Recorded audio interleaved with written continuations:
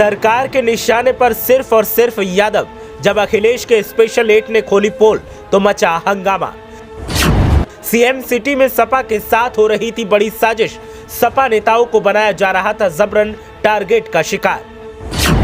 अखिलेश यादव के स्पेशल 8 ने खोली सरकारी एक्शन की पोल। सरकार की एक्शन फोर्स पर उठे सवाल। देखिए कैसे यादवों को बनाया जा रहा टारगेट और कैसे उनकी संपत्ति को जबरन छीनने की हो रही कोशिश।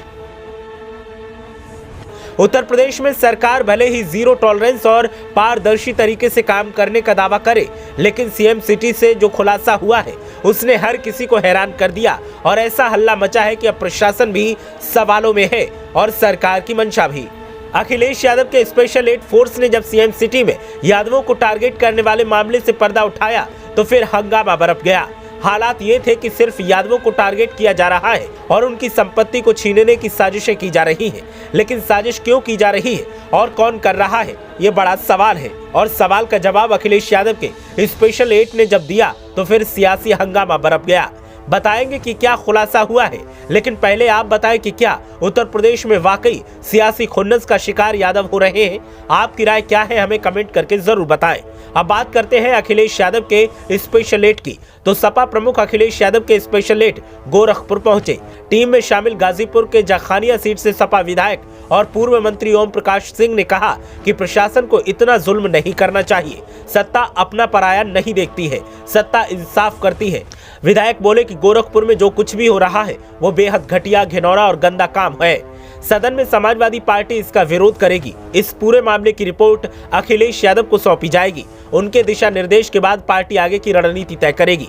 दरअसल बीते दिनों सपा नेता भोला यादव से लेकर पूर्व ब्लॉक प्रमुख शैलेश यादव के पिता जवाहिर यादव को करीब 400 करोड़ की संपत्ति जब्त की गई। सपा प्रमुख अखिलेश यादव के निर्देश पर 8 सदस्यों का एक प्रतिनिधिमंडल सोमवार को गोरखपुर पहुंचा। प्रतिनिधिमंडल यहां सपा नेताओं के खिलाफ हो रही कार्रवाई की जांच कर रहा है। प्रतिनिधिमंडल ने पीड़ितों के घर जाकर उनके परिवार के लोगों से मुलाकात की, उन्हें सांत्वना व्यक्त की, आश्वासन भी दिया कि समाजवादी पार्टी इस लड़ाई में उनके साथ है। इस पूरे मामले को सपा अब सड़क से लेकर सदन तक उठाएगी।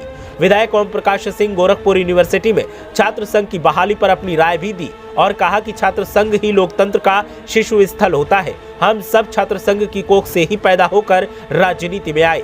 आज तक कोई ऐसा छात्र नेता नहीं मिला होगा जिसे भ्रष्टाचार में बर्खास्त किया गया है।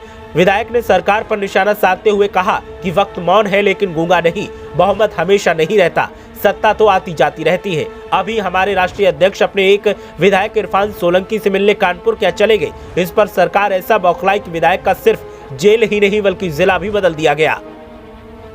उसके बाद से विधायक पर मुकदमों की बौछार कर दी गई।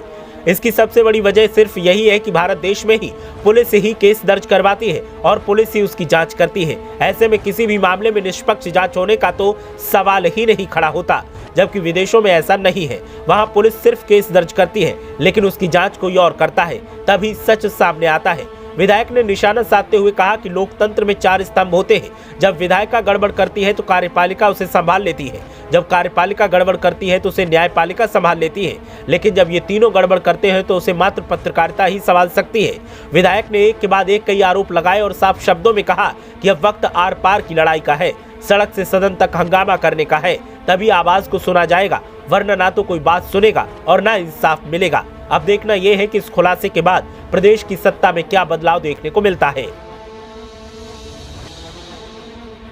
ब्यूरो रिपोर्ट, मीडिया हलचल।